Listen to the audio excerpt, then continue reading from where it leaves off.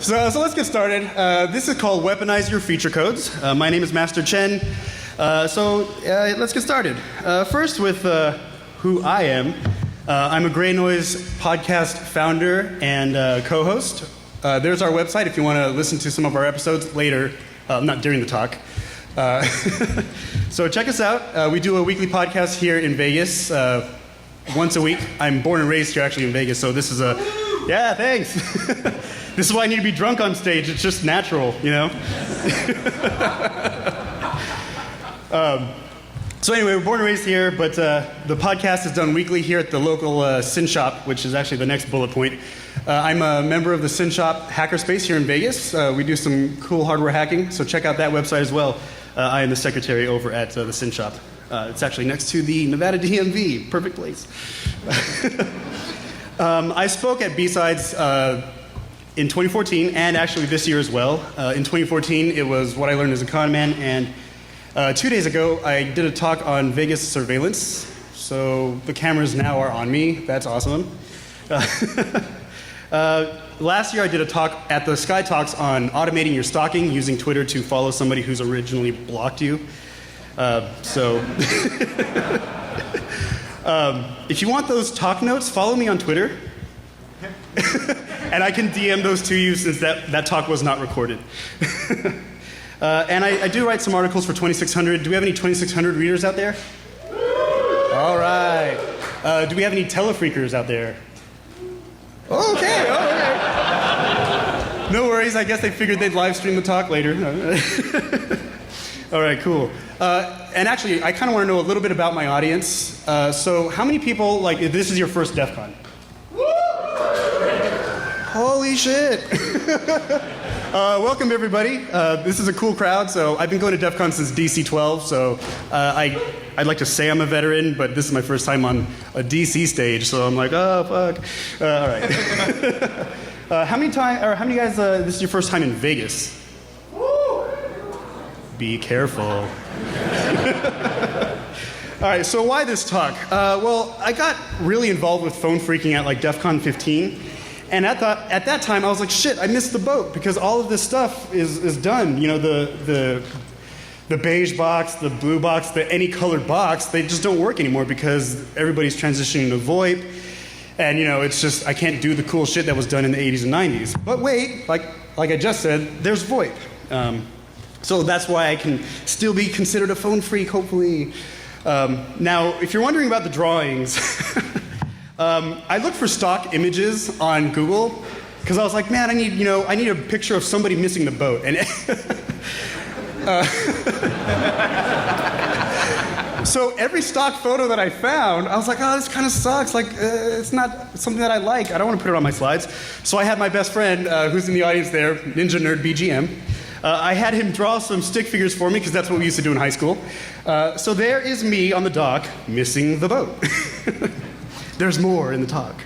All right, so today we'll be focusing on call flooding using our feature codes, text message bombing or SMS flooding using feature codes, as well as caller ID spoofing. Again, now, not all of this is new, but we're going to try to implement it in a new and more efficient way.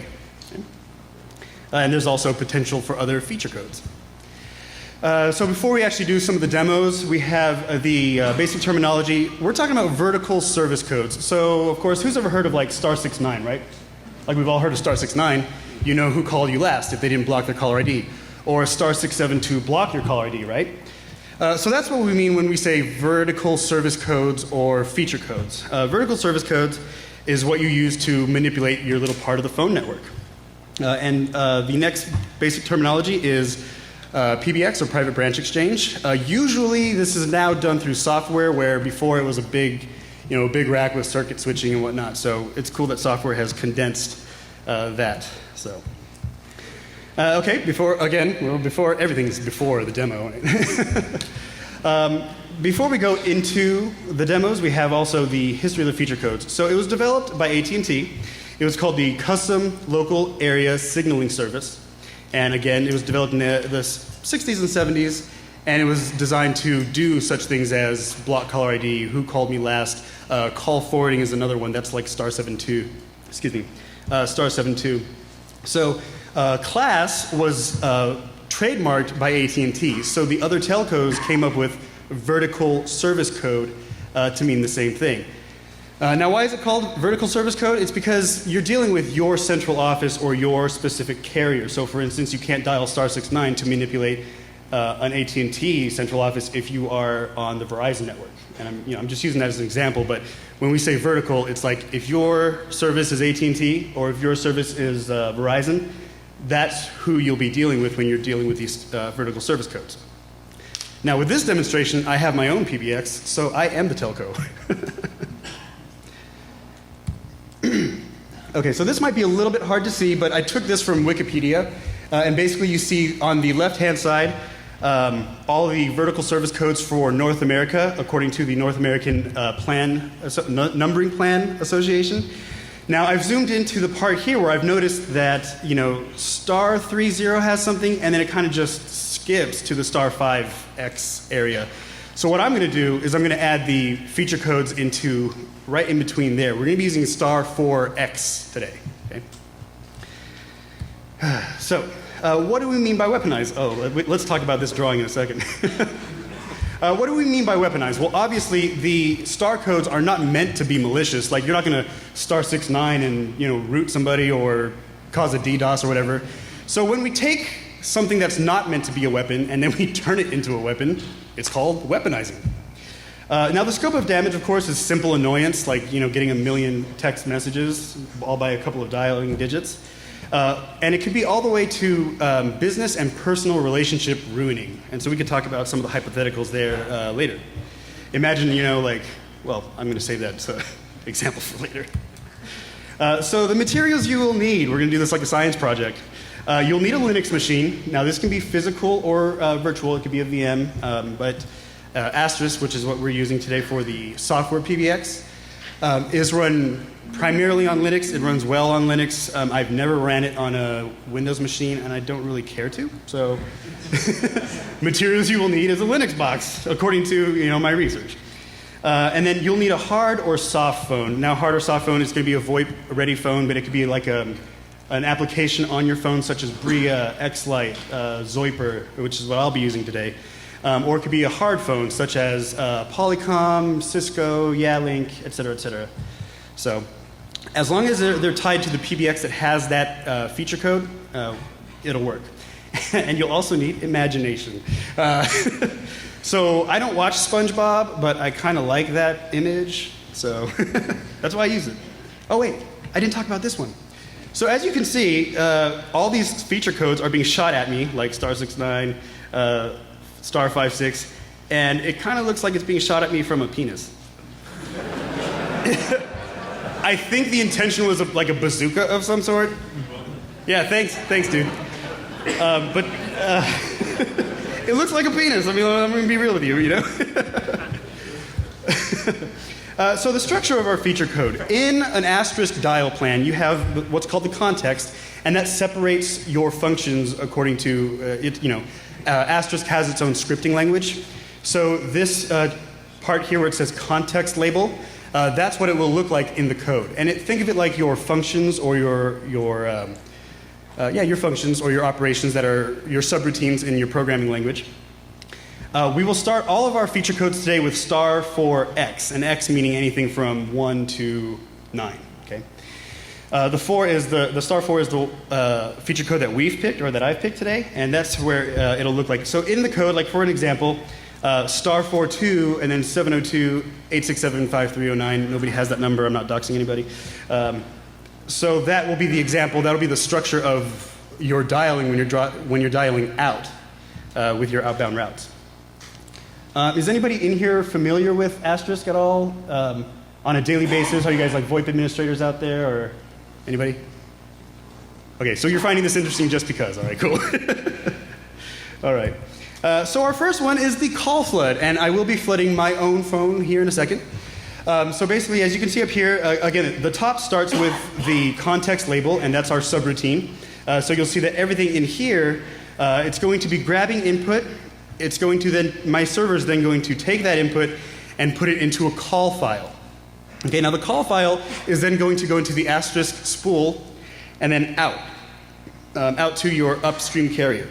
And it'll send, let's see. So down here you'll see call amount, CALLAMT, all in caps. That's the variable. And it's accepting 3-digit dials. So I can send anywhere from 1 call to 999 calls at one time. So that's just my own limit that I've set. I figured, we'll be nice a little bit, so I've limited to at least 999 as a max. And so this next part is the call flood shell script. So after we enter the information into the 10-digit dial or into the feature code, it's going to be made into that text file, and this script right here takes that text file and forwards it to the spooler for as many times as I've specified. So the counter is equal basically to the call amount that I've given. So it could be 500, it could be 600, it could be 1 if I'm nice. I'm never nice. For testing. And that's basically what the code looks like. All this is on GitHub, and the link is at the end of the presentation. So now it's demo time. And as those who may know, live demos, they just work great. So we're going to see if the demo gods are in my favor. I'll let you guys interpret the stick figure there. I think that's what the face of God might look like, or whatever, I don't know. Okay, so the way this is going to work is I'm going to dial from my soft phone. It's the soft phone Zoiper application. I will dial from here, it'll go out to my PBX and then out, and it'll come back around to my cell phone provider. So I am calling myself, I am going to flood myself, and so you'll be able to hear all these calls as I explain the next part. So let's go ahead and do this. *40.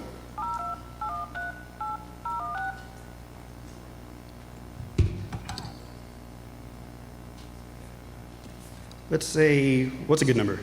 50? I'm going to send myself 50 calls here. 702.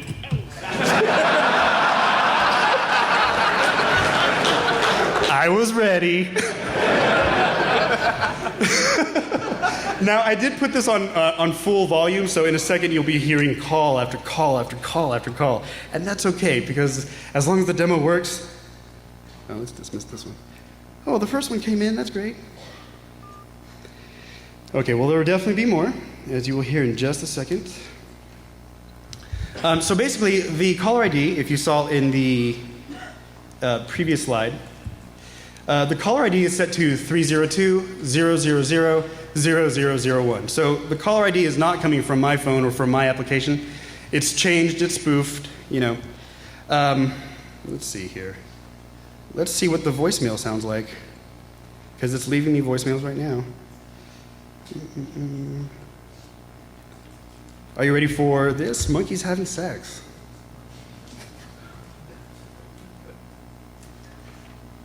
Oh, come on. Now you don't want to work? Okay. Let's try that again.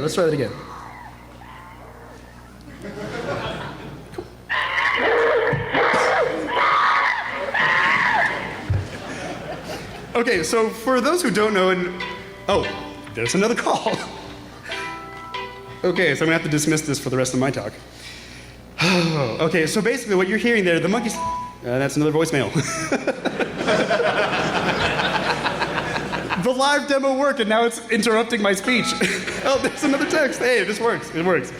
All right, so what you're hearing is the monkeys having sex. So basically, when the caller answers the phone, that is what they will be hearing. Now, if they ignore the call, like I'm doing, 302.000.0001, end.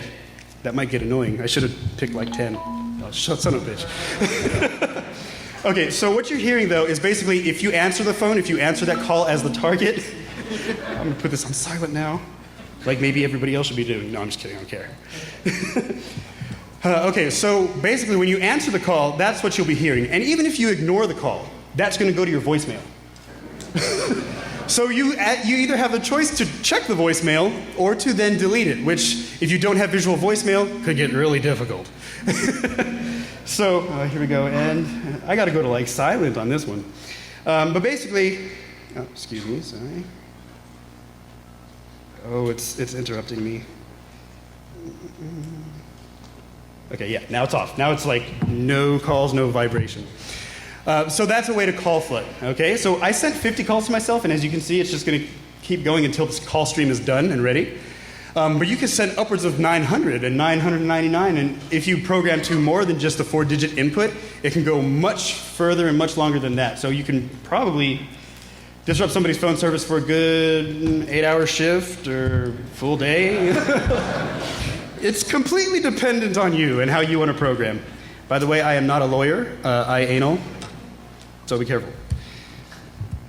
All right, so the demo worked. That's cool. Thank you, demo gods, wherever you are. The beard looks good on you. Okay, so let's talk about the star 40 feature code mitigation techniques. How do we stop an attack like this? Well, if you have an asterisk box, you can take that caller ID and then drop any call from that caller ID. So if you're the target and you're getting spammed, you can say, let's drop all the calls from this particular caller ID, and it'll drop the call. Now, that could easily be re-mitigated, or like a chessboard, I can say, okay, let me change the caller ID with every call. So the first call would come from 302.000.0001. The second call would come from 0002, 0003, et cetera, et cetera, et cetera. So even if you're blocking that caller ID, I will get through. And if you block all of the 302 area code or whatever area code I'm using, a lot of people don't want to do that, especially if you're a business, because then that blocks potentially real business. If I was to block all of the 702 area codes, none of Vegas would be able to call me. And so that's a business disruption. So you can drop the calls, but why would you want to if that's disrupting your business? And you don't know how long the attack is going. So while that is a mitigation technique, it's kind of on faulty ground there.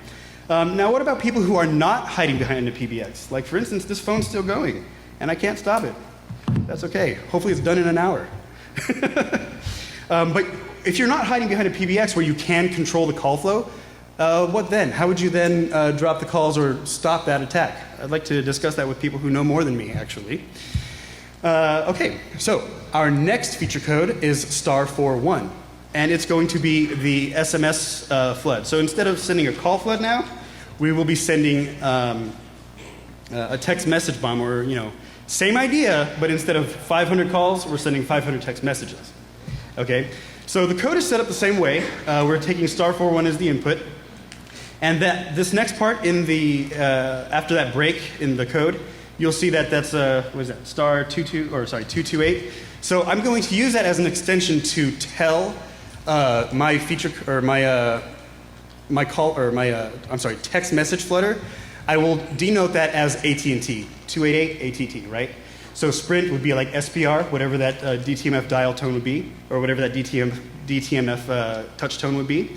I am personally a Google Fi subscriber, so to flood this, it would be 466, which is what we'll be using in just a second. So this is how we start our text message flood. Now, I will turn the volume back on so you can hear how many times I get a text message, because I'm a masochist. Who wants to pick a number? I can't believe I'm doing this to myself. 420.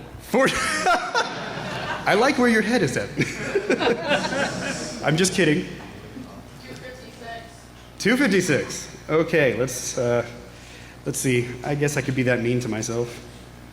Awesome.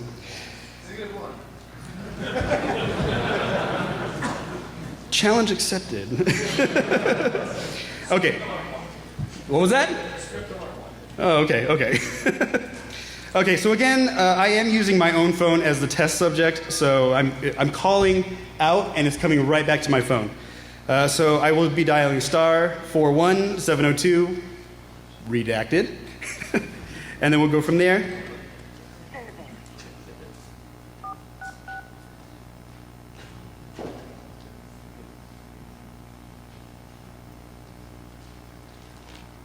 Time.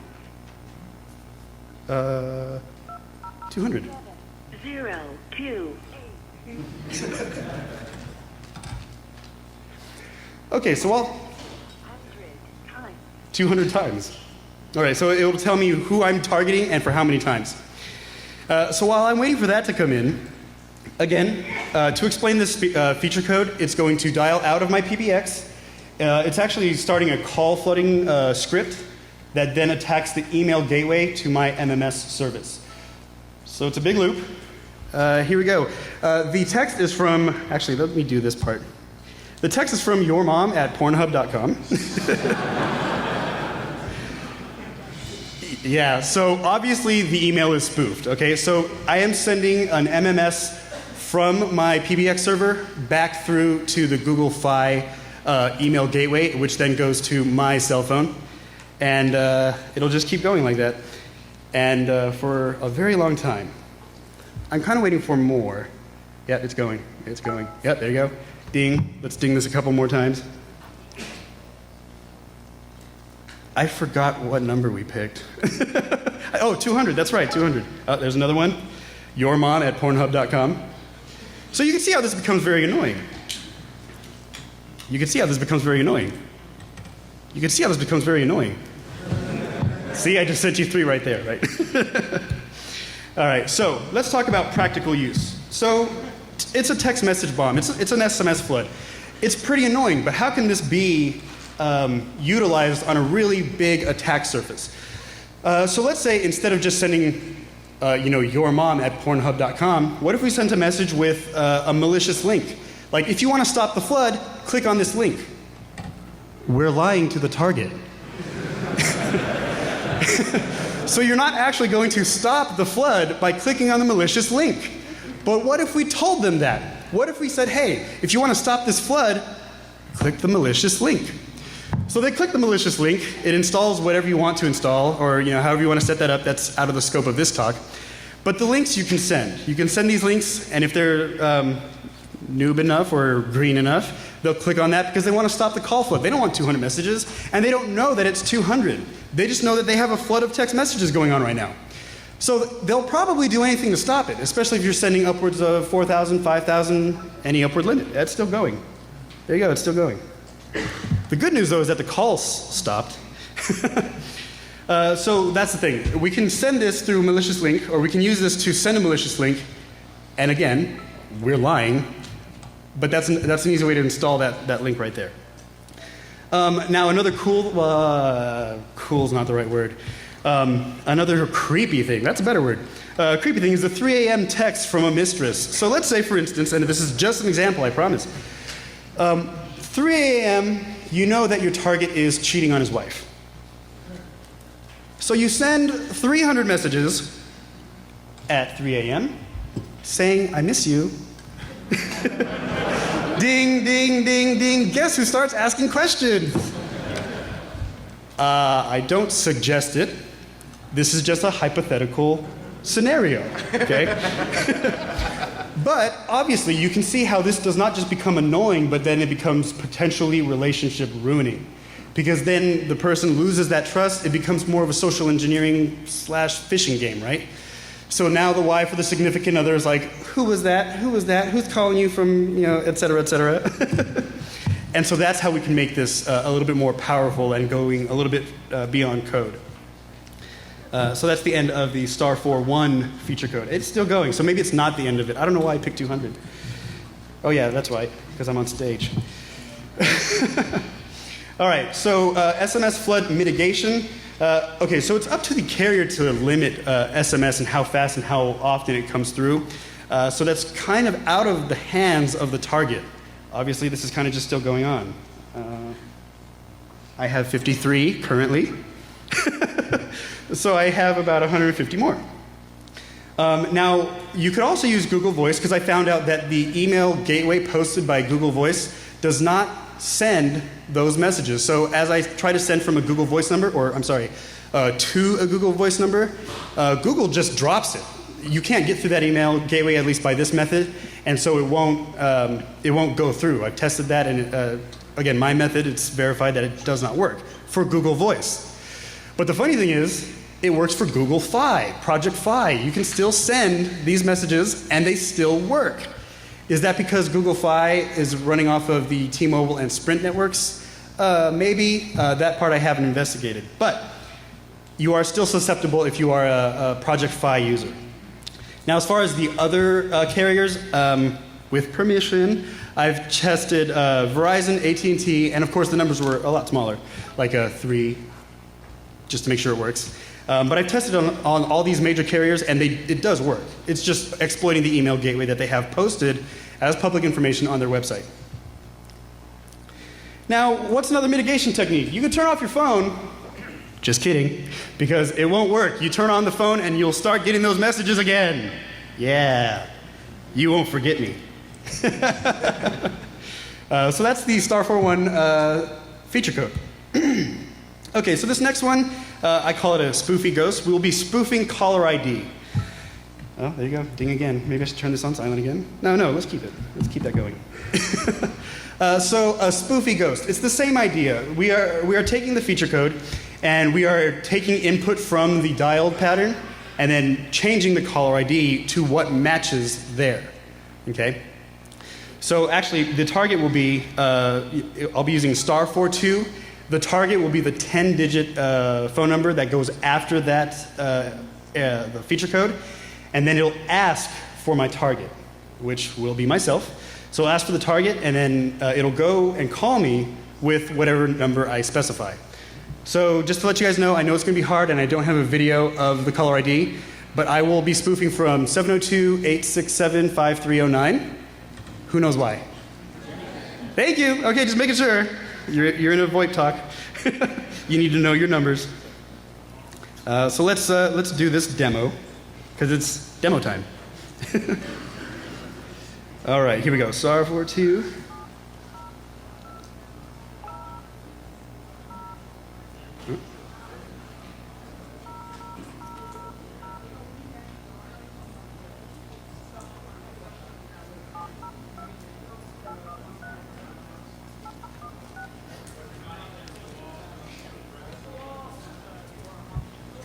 Please wait while I connect your call. It said, please wait while I connect your call. Oh, I actually did that backwards. I'm sorry. I dialed all zeros instead of the other way around, so.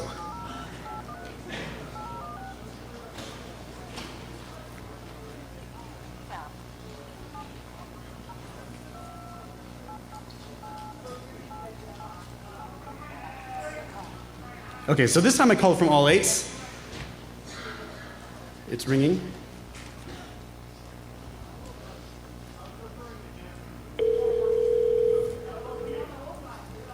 Okay, it's hard to see, but it's 702-888-888-888-888. So basically what we're doing here is making it easier to launch attacks.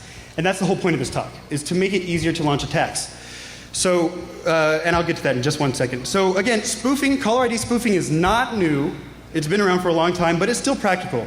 We can use caller ID spoofing in social engineering attacks, and you can still use it for voicemail hacking on certain carriers, but that's quickly becoming a thing of the past. But hey, it's still something that can be used to gain trust and run an exploit of the human variety. So what was all that imagination talk I said earlier? See, it's not SpongeBob, but it's my friend's drawing. Let's see, there's a dinosaur in there. An upside down purple fish, not a goldfish. But apparently there's an imagination. I wonder what goes on in his head. Actually, I don't. I don't wonder what's going on in his head. So what about all that other talk? We had *41, we had *40, we had *41, and *42. I am working on using *43 as a voicemail brute forcer. But what about *44 through *49? These aren't used by the North American Numbering Plan Association. So they're just kind of there for the taking. I'm not stepping on any other administration, or I'm not stepping on any other configuration such as *69 or whatnot. That still is used regularly. But what are we going to do with all these other feature codes? Well, what if we used the feature code like *44 as an Nmap scan? *44 IP address as your input, right? So you can launch the attack without being at a computer. You're doing it from your phone. So that's something that I imagine as far as ways that the feature codes can be used. Another thing that I see in my head is like a combined attack. Like what if we use *46 as both a call flutter and a text message flutter at the same time? Like Rosario beatboxing. Okay, nobody gets that reference.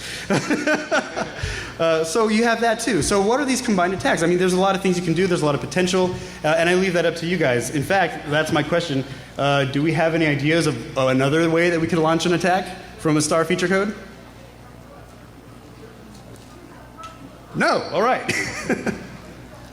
So the idea, though, here is to launch automated campaigns. So, for instance, if you had, and I'm going to go back to the Nmap example, if you use the IP address as input when you're dialing, you have a script that's already set up to search for these flags or to scan for these flags, like your Christmas tree and all these other scan flags that you want for your Nmap scan. You take that IP address as input, and then you're launching the attack or the scan from your phone without being in front of a computer. So that's something that I thought was kind of cool. That hasn't been coded yet, so that's probably the next thing I'll try. And it's still going. It's still going. Let's see how many I'm at right now. I am at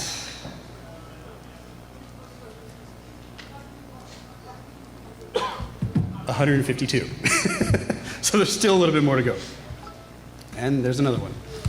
So that's the end of the feature codes. These are my references. The code that I use are the feature codes and the bash scripting. It was Asterisk scripting and bash. That's on my GitHub, which you can see there, that I prepared for DEF CON. And so there we are. Are there any questions with today's talk? What was that? Oh. Yeah, I'll keep that there. Go ahead and take pictures. I don't care. Okay, so I don't know if there are microphones running around. I will try to. I have really bad vision, so I will try to see if hands are raised. Yes. Can you use it for? Okay, so you have said that you're using publicly posted email addresses. Could you also use this as a vector for publicly posted MMS addresses? I'm sorry. Can you repeat that one more time? Yeah. Okay, so you're sending it to the email address. Could you also? They also have MMS addresses. Oh, okay. I apologize. That's me being not so detailed. So the way that this attack is working right now, the one that's still going on, I am actually sending it to that MMS gateway. The from address was the yourmom@pornhub.com. Right. Couldn't you just bomb somebody, basically run up their data charges? Yes. In fact, a long time ago, there was this coworker that I had who said, "I don't need text messaging. 500's enough." You're laughing because you see my face. So 500 is not enough because you have stuff like what we've just mentioned. Your 500 allotted monthly text messages, and I don't think it's a problem in this room.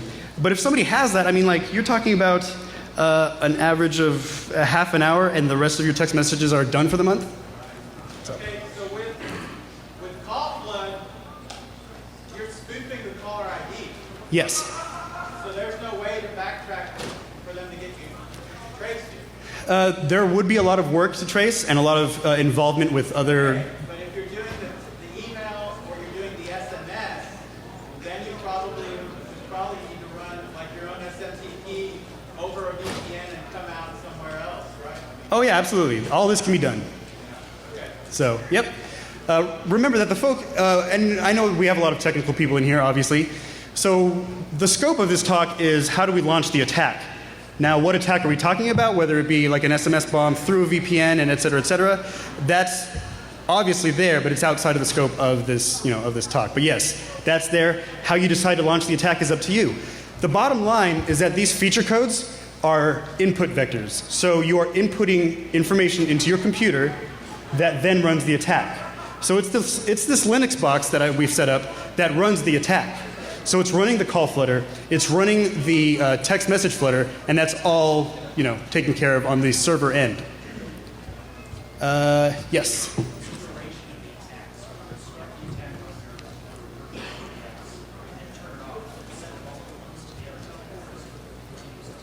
So once you launch the attack, you can't stop it.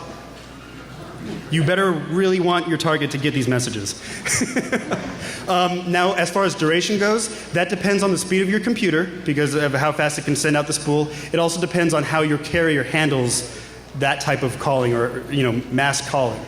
And another thing too is when we're talking about call flooding and grabbing all those messages, like for instance, if I wanted to send 100 calls, I send such a high amount because not all of them will go through. So maybe your upstream provider only lets through 50 because it's just inundated with a whole bunch of call attempts. So it says, okay, I'll send out 50, but not 500. And that's okay. If we want to get the job done, 50 calls gets the message. There you go. So, yes.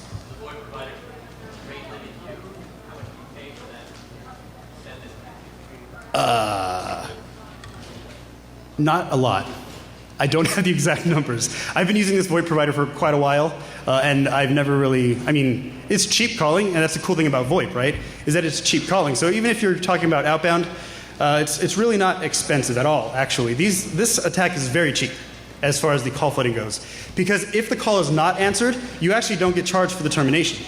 So you're really talking about a penny a minute if answered. So it's not expensive at all. Over there. I'm sorry?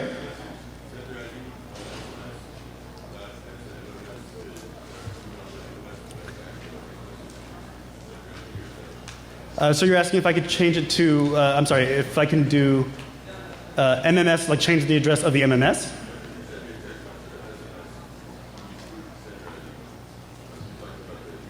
Oh, okay.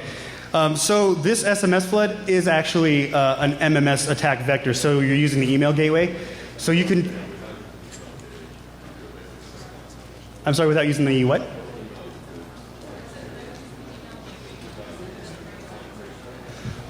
That's a good question. I will have to find out. I didn't do that for this talk, so I could do research and we could talk about that. So, orange shirt, please. Reverse that. Can I answer the call and just start getting you charged for the minutes that you're using? Just keep it on. Oh, and keep it on the line? Actually, yes, you can. So that's a good way to like piss off the attacker, right? Luckily, with all of my testing, that hasn't happened. But I'm testing, you know, it's there. Everybody who's been called knows that I'm calling. But yeah, that's a good way to just rack up the bill. Not yet, but I will now. But you know, that's okay. That's why I come to these things. That's why I come to DEF CON, because you guys have better ideas than I do. So I'm going to limit myself now.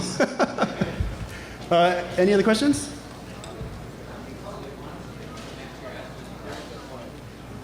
So it depends on the channel. I believe, like, I have a 10-channel trunk, so we're talking about like 10 consistent calls, or like consecutive calls. So if you have like a line of 500 or 500 calls, 10 will go out at a time. 10 will go out at a time.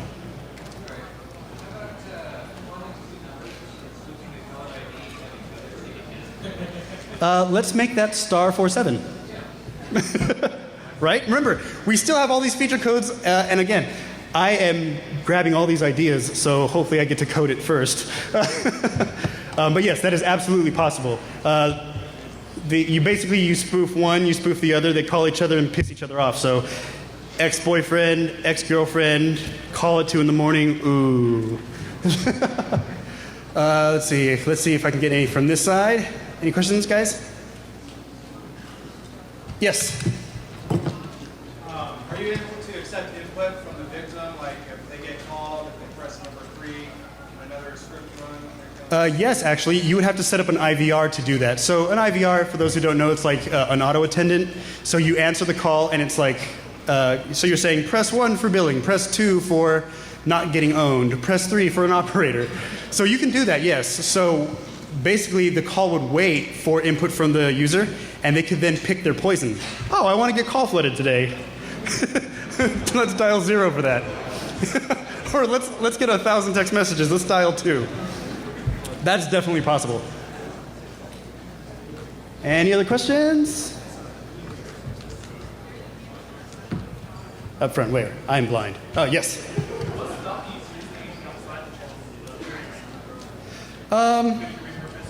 Respect, I guess. Like, I mean, there really is nothing stopping me from using any other feature code. The PBX is my own creation as far as like, you know, the way it's set up, the call flow, etc. So I could set up *69 to do an attack like this. I just picked these other feature codes because I didn't want to step on anybody's toes. Not that I would be, but it's almost like a freaker honor code. Like, oh, you know, I'm not going to mess with the system that's already there and in place. I'm going to use that system, but let's keep star 69 for what it is. You know, it's my own limit. Was there a question in the front? Wait, okay. Sorry, the speaker was in the way, and I don't mean me. I mean the speaker. If you have that question, go ahead and answer or ask it. Yeah. So, is there a limitation on the number of simultaneous parties? For example,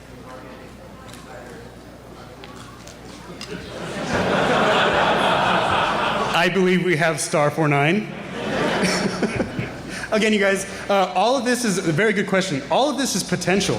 And this is all within your minds of like, how do I want to code this thing? So basically what I put here is kind of like an infrastructure, a way to maybe do it. But remember, we don't have star 44, we don't have star 45 yet. So what else could we come up with? Absolutely, we can do something like that. That can all be coded. Yes? how many number we just put someone on hold for 40 minutes? I'm sorry? How many number we basically it calls up and it just puts them on hold for 40 minutes? Now you're talking about toll fraud. Toll fraud. We'll call the 900 number and well, no, I'm not going to call the 900 number.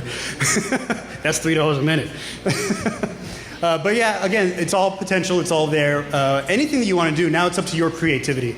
So if this is inspiring to you guys, cool. And I mean, that's where it is. We laid down some groundwork, and if you guys have some coding ideas, follow me on Twitter, get me on GitHub, and let's talk about what we can do next. Let's break some shit within reason. Within reason, please. So I have 5 minutes here, you guys. I want to just say thank you. Again, this is the biggest crowd I've ever spoken in front of, and it's not even day one of a con.